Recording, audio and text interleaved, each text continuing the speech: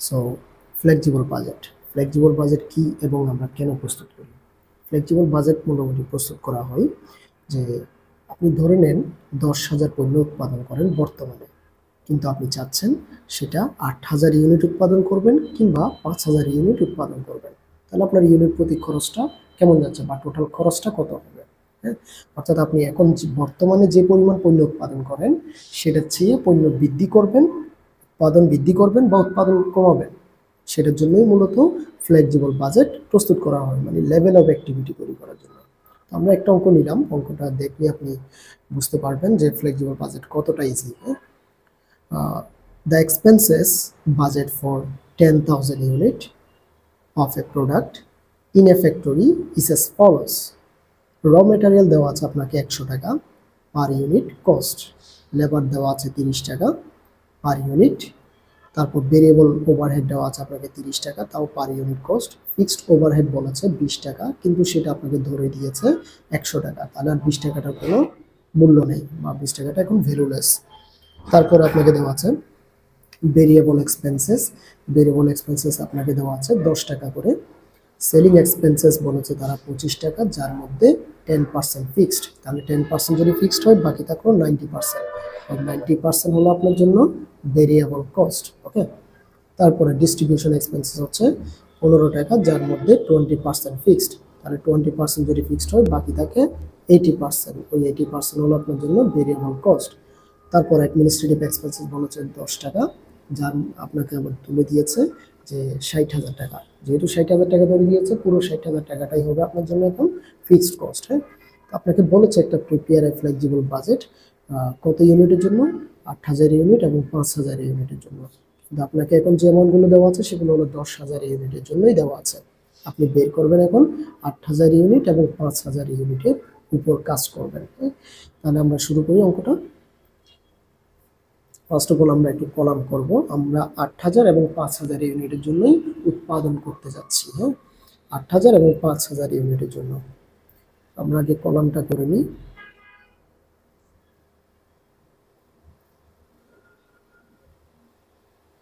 Column হবে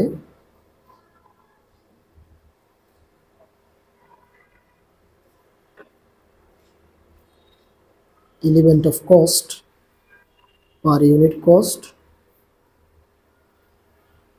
তারপর level of activity 8,000 এবং 5,000। ওকে, আমরা এগুলো লিখে নিব আগে। আমরা এখন এটা করলাম ফ্লেক্সিবল বাজেট।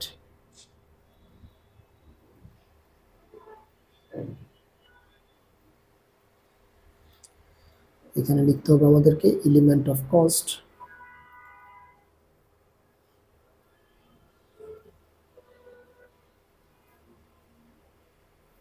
তারপর আমরা এখানে লিখব per unit cost, per unit cost. এখানে হবে লেভেল অফ অ্যাক্টিভিটি, অর্থাৎ আপনি কত ইউনিট উৎপাদন কাজ দেখাবেন। লেভেল অফ অ্যাক্টিভিটির পরে আমরা প্রথমে বের করব 8,000 ইউনিটের জন্য,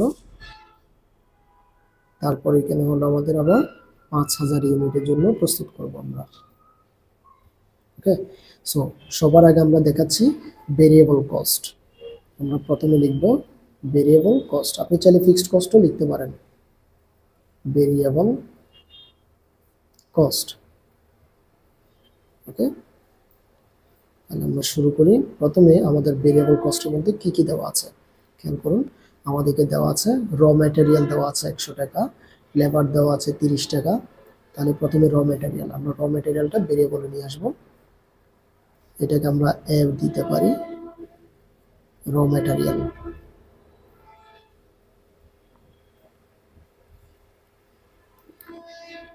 র ম্যাটেরিয়ালস হলো 100 টাকা, তাহলে 100 গুণ 8,000 সমান 8 লক্ষ। তারপর 100 গুণ 5,000 সমান 5 লক্ষ টাকা।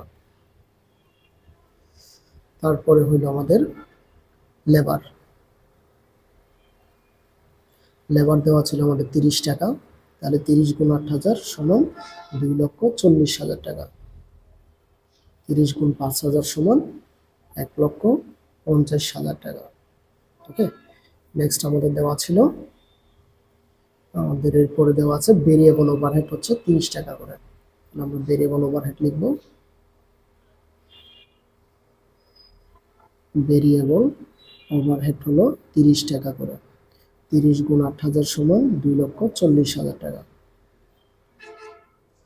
30 গুণ 5,000 সমান 1,50,000 টাকা।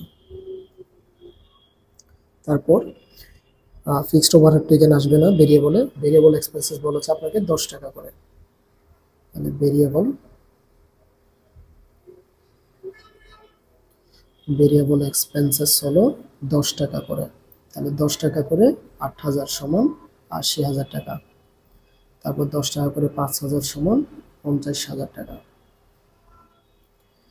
তারপর কি দেওয়া আছে, এরপরে দেওয়া আছে আমাদেরকে সেলিং এক্সপেন্সেস, কিন্তু তারা বলে দিয়েছে যে সেলিং এক্সপেন্সেস 10% ফিক্সডে যাবে। 10% যদি ফিক্সড হয়, বাকি থাকে 90% যাবে ভেরিয়েবলের মধ্যে। তাহলে 25 টাকার 90% বের করতে হবে সেলিং এক্সপেন্সেস।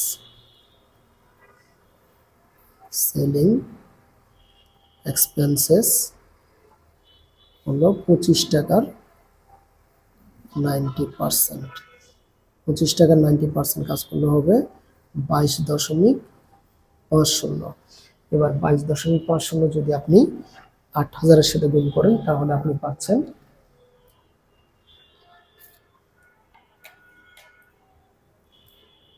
22.50 গুণ 8,000, 1,80,000 টাকা। 1,80,000 টাকা। আবার 22.50 গুণ 5,000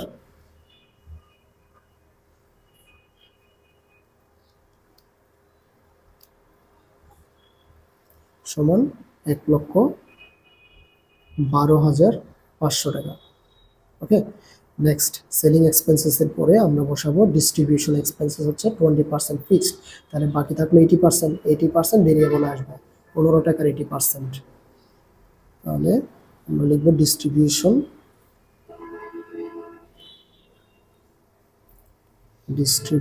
এক্সপেন্সেস, সেটা হলো 15 টাকার 80% ভেরিয়েবল। 15 টাকার 80% মানে হলো 12 টাকা। 12 গুণ 8,000 সমান 96,000, আর 12 গুণ 5,000 সমান 60,000। ওকে, সো আমরা এবার এগুলো যোগ করব, যেহেতু আমাদের আর কোনো ভেরিয়েবল কস্ট নাই। তাহলে আমরা আগে এগুলোকে যোগ করে দেখব কত পাই। যোগ করলে আমাদের আসতেছে 16,36,000 টাকা।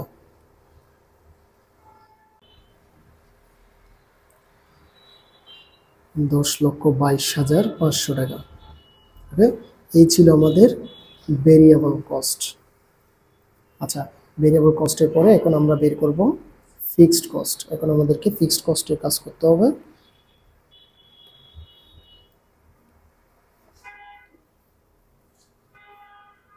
আর ফিক্সড কস্টের জন্য আমরা ব্যবহার করব বি। ওকে, তাহলে আমরা ফিক্সড কস্টের জন্য বি ব্যবহার করলাম। আমাদের দাগটা একটু বাড়িয়ে নিতে হবে।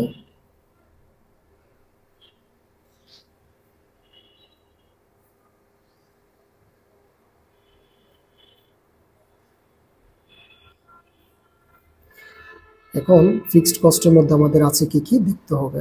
ফিক্সড কস্টের মধ্যে প্রথমে আছে ফিক্সড ওভারহেড, যেটা বলেছে 1 লক্ষ টাকা 20 টাকা করে। তাহলে 1 লক্ষ টাকা যেহেতু ধরে দিয়েছে, আর 20 টাকাটা কোনো মূল্য নাই, আমরা এখানে লিখব ফিক্সড ওভারহেড। ফিক্সড ওভারহেড হলো 1 লক্ষ টাকা। আমরা 1 লক্ষ টাকা বসিয়ে দেব। হ্যাঁ, খেয়াল করুন, আপনার এখানে 1 লক্ষ টাকাটা আপনি যদি 1 লক্ষ ইউনিটে যদি উৎপাদন করেন, বা 1,000-ও যদি উৎপাদন করেন, বা 3,000 উৎপাদন করেন, ফিক্সড ওভারহেড, ফিক্সড মানে হচ্ছে এটা প্রত্যেকটা ইউনিটের জন্য ফিক্সডই থাকবে, এটার নড়াচড়া হবে না, বা ইউনিট দ্বারা এটাকে গুণ করা যাবে না। তাহলে ফিক্সড ওভারহেড আমরা বের করলাম। এরপরে আমাদের লেখা আছে এখানে সেলিং এক্সপেন্সেস, যেটা 10% ফিক্সড ছিল 25 টাকা। 25 টাকা 10%। হ্যাঁ, সেলিং এক্সপেন্সেস। তাহলে সেলিং এক্সপেন্সেস হলো আমাদের 25 টাকার 10%। 25 টাকা 10% হয় 2.5 টাকা, তাহলে 2.5 গুণ 8,000 সমান আমরা পাই না। এটা আমাদের ইউনিট দেওয়া ছিল, কিন্তু খেয়াল করুন এটা আমাদের একটু সমস্যা আছে যে আমাদের ইউনিট দেওয়া ছিল 10,000। 10,000 ইউনিটের উৎপাদন দেওয়া ছিল, এখানে আমাদের 10,000 ইউনিটের হিসাব দেওয়া ছিল। তাহলে 10,000 ইউনিটের হিসাবের মধ্যে আমাদের 10% ফিক্স ছিল। 10,000 ইউনিটের জন্য আমরা কত পাই? 10,000 ইউনিটের জন্য 2.5 গুণ 10 সমান আমরা পাচ্ছি 25,000 টাকা। এখন এই 25,000 টাকা 8,000-এর জন্য বসবে, আবার 5,000-এর জন্য বসবে, আবার 10,000-এর জন্য বসবে। ওকে, তারপরে আমাদেরকে দিয়েছে আবার ডিস্ট্রিবিউশন এক্সপেন্সেস 20% ফিক্সড বলেছে 15 টাকার। তাহলে ডিস্ট্রিবিউশন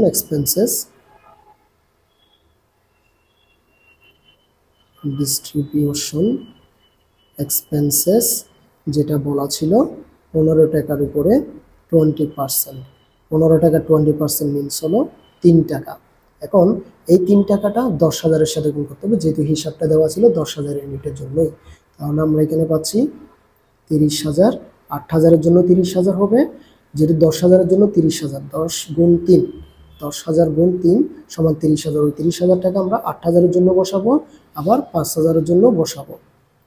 ওকে, কারণ ফিক্সড বলতে এটা ফিক্সডই থাকবে। এটা যত উৎপাদন করেন না কেন আপনি বাড়ান কিংবা কমান, সবসময় এটা ফিক্সডই থাকবে। ডিস্ট্রিবিউশন এক্সপেন্সেসের পরে আমাদের আরেকটা বাকি আছে অ্যাডমিনিস্ট্রেটিভ এক্সপেন্সেস। অ্যাডমিনিস্ট্রেটিভ এক্সপেন্সেস যদি আপনাকে ধরে না দেয় তাহলে সর্বদা আপনি ফিক্সড কস্টের মধ্যে বসাবেন। এটা ধরে দেওয়া ছিল আমাদের 10 টাকা করে, যেটা হচ্ছে 60,000 টাকা। যেহেতু আপনার 60,000 টাকা ধরে দিয়েছে, তাহলে আমার 10 টাকাটাও কোনো প্রয়োজন নাই। তাহলে অ্যাডমিনিস্ট্রেটিভ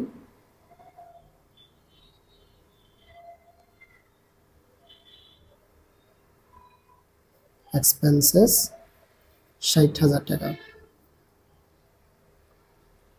8,000-এর জন্য 60,000, 5,000-এর জন্য 60,000। ফিক্সড মানে এটা ফিক্সডই থাকবে।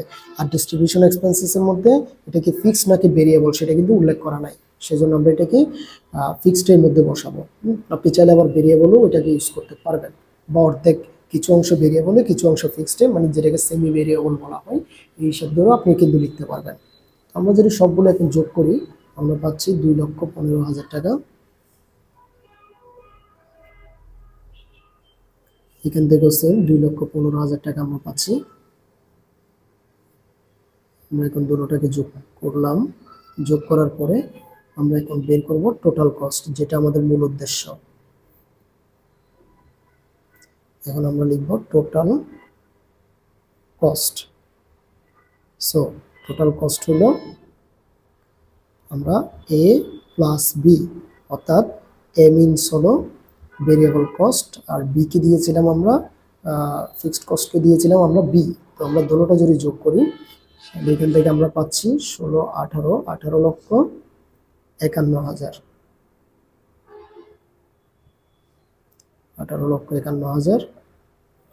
আর এখানে পাচ্ছি আমরা 12,37,500 টাকা। এই ছিল আমাদের জন্য ফ্লেক্সিবল বাজেট, অর্থাৎ টোটাল কস্ট বের করা। তো খেয়াল করুন আপনাকে কিন্তু এখানে সেলিং প্রাইস দেওয়া নাই। সেলিং প্রাইস না থাকলে সেলিং এক্সপেন্সেস দেওয়া আছে, সেলিং প্রাইস তো নাই।